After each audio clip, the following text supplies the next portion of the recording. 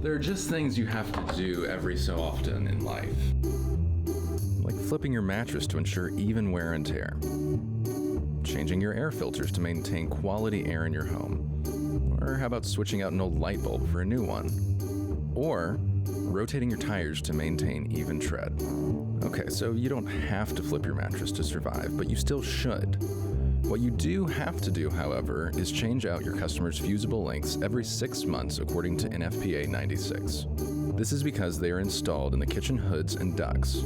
They are subject to contaminant loading, which could adversely affect their proper operation. Changing out fusible links at the correct interval is vital to the overall protection of your customers' kitchen, staff, customers, equipment, and facility.